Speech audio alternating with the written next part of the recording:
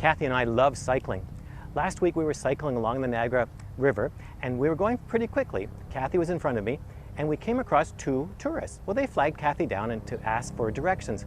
And Kathy, being the wonderful person she is, she of course wanted to help. So she stopped abruptly to assist them. Well, I was traveling pretty quickly right behind her, but I wasn't paying attention. I was looking off into the distance, thinking about something else, and I didn't realize she had come to a complete stop right in front of me. So by the time I realized it, it was too late. So I slammed on the brakes. But this is an old bike, and I didn't realize that on this bike, the front brakes engage before the back brakes. So you know what happened. The rear wheel went straight up into the air, and I was airborne over the handlebars.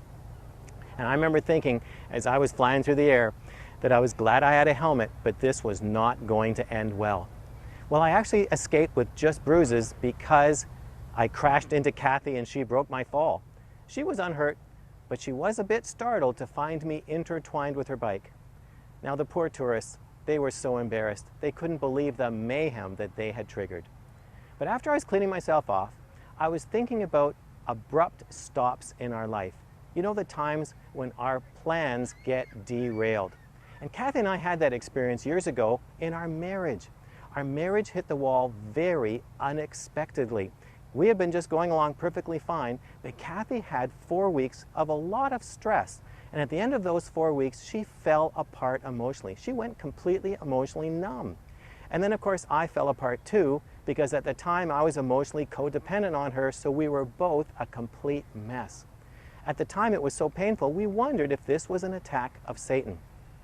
So then we entered an 18-month process of working with a counselor to figure out what was wrong and how to fix it.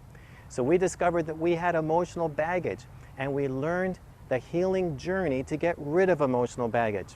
So it was a really difficult experience, but as we look back now, we realized it was the turning point in our lives. Kathy actually tells the story of what happened in the healing journey in her DVD, Our Will, A Testimony of Healing. And what we learned during those 18 months actually became the basis of my book, Emotionally Free. It was so critical what we learned. So we know it was not an attack of Satan. It was the gift from God. See, God knew the only way to get our attention was to stop us abruptly in our tracks. You see, He knew that He wanted us to help other people come to healing later on in years, but how could we help lead other people to healing if we hadn't been healed ourselves? So God in His mercy led us through the healing journey first, so then we had something to say and we were equipped to help others in the healing journey. So yeah, it was a terrible experience, but now we thank God for it. To live a transformed life, you need to be prepared for the unexpected and then expect to see the hand of God in it. Now I want to hear from you. How has God given you unexpected experiences that really blessed you eventually as you look back? Just leave your comments in the box below.